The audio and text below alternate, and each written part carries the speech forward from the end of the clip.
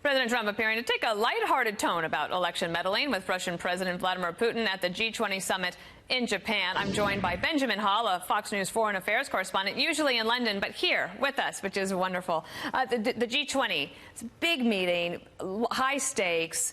The Russia piece, you knew that the press was going to ask it, and the president, well, maybe this could take this moment to make fun of it. Yeah, and look, what's amazing is that the Trump-Putin meeting is actually the undercard at the G20. You know, last year in Helsinki, it was the most talked about summit that we had that year, but it really takes second place this year.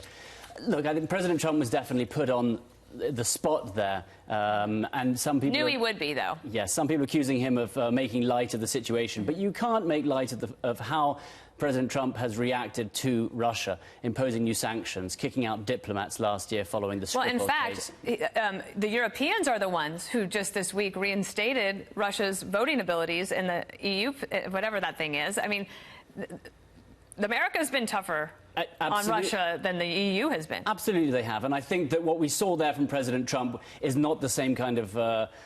the same message he'll be passing across behind closed doors. And he did say to journalists before he left the White House on Wednesday, it's none of your business what we talk about, but he was going to be hard on him. So you said this is the undercard, but the big hot meeting that everyone's waiting for is happening at 10:30 p.m. tonight, and it is the China-USA meeting. President Trump saying this about his meeting with President Xi. Take a listen.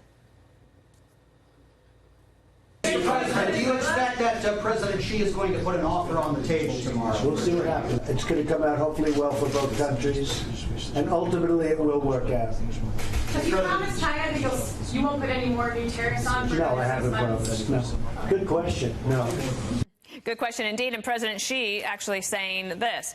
All this is destroying the global trade order. This also impacts common interests of our countries, overshadows the peace and stability worldwide. Of course, I picked up on two words there.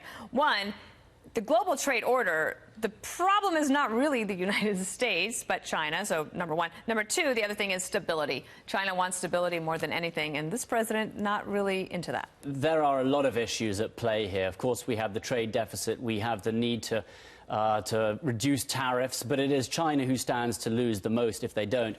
People are hoping to see some kind of a 90-day truce following this, but there's no idea yet if there will be some kind of a longer-term trade deal. Larry Kudlow saying yesterday that there were no preconditions going into this meeting. But not only do you have the trade issues, you also have the intellectual property rights. That is something which is going to be a lot harder to come up with some kind of a solution for. And then on the side, you have a lot of other issues which China are now involved with. North Korea, of course, and you had President Xi visiting Kim Jong-un just last week. You have Iran. It is China who has most to lose for the spike in oil prices through the Straits of Hormuz. So suddenly we're seeing all these global issues. Do you have any sense on whether the Europeans together. will back President Trump on this meeting with China or about Iran? I think that when it comes to Iran, they are backing the JCPOA on paper alone.